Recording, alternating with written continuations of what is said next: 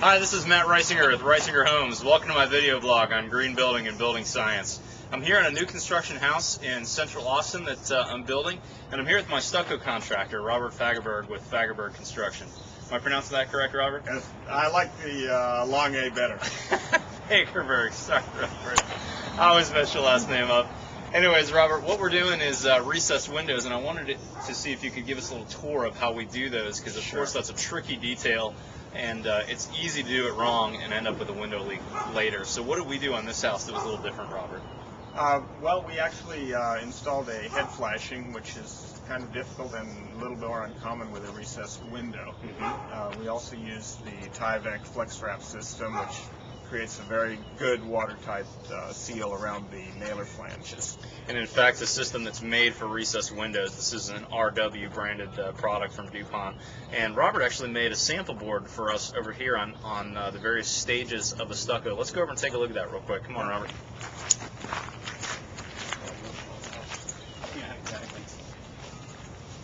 So we made this sample board up ahead of time so that our crews would know how to install the windows correctly. And it's kind of a neat sample because it really shows all the stages. So let's start down here in this corner. You can see we're using Tyvek commercial wrap DW, which is their drain wrap, or commercial D rather, which is their commercial product. And then this has all the family of Dupont flex wraps on the sill especially, and wrapped through that recess. This is a 2x6 wall with a 2x4 inset that the window is set into. And on this job, we've got Andersen 100 series windows that we're using. Now, Robert, walk us through the rest of the lathing and the scratch coats that you did here. Yeah. Okay. Well, we started out by putting a casing bead on top of our nailer flange and against the edge of the window. Once that was in place, we added a small piece of foam to build up this section. Rather than having a solid mortar, we want to use the foam. It's an inert material, and it keeps our weight down, and it minimizes our cracking. Great.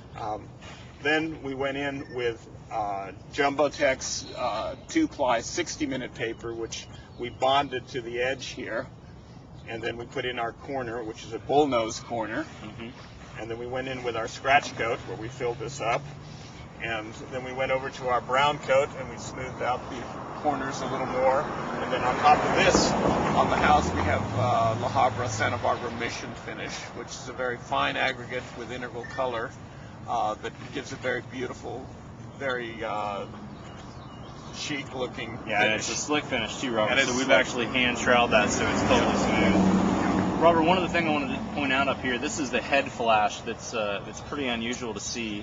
And this was a tricky detail, but what we did actually was slid that head flashing in there, and this upper section here is actually canted back a little bit to the head flashing, and it's tough to see, but there is a weep in there. We really wanted that stucco, if any water gets back here, to be able to weep out underneath there, and it's tough to see with this head flash, but there is a weep there.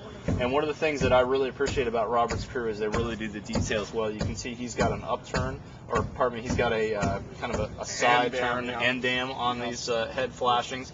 And then this flashing is a really nice hem on the end here. So any water that gets on there is going to drip out the side and drip away harmlessly without getting into the house. Yeah. So we basically followed the main principle of flashing around windows, which is down and out. Down and out, that's right. And if you do not follow that, there's generally problems to follow. We also use a foam backer rod so that we don't get a very thick caulk joint, because if you have a three-sided bond with caulk, one of them will fail. So we end up with actually a shallow caulk bond that is glued to the backer rod, which flexes, and you get a lot of nice flexibility, and then good quality caulk, which is MP1, which is what we use. Robert, great job, my friend. I really appreciate it. This slick stucco with the recessed windows is a great detail. It's tough to pull off, but make sure you go to the Dupont website and use their family of products. And of course, pick a good stucco contractor like Robert too that makes all the details, or makes all the difference. Thank you, Robert. I appreciate your help on this job. Have a great day, everybody. Thanks for joining us. So you want to be a rock and roll star?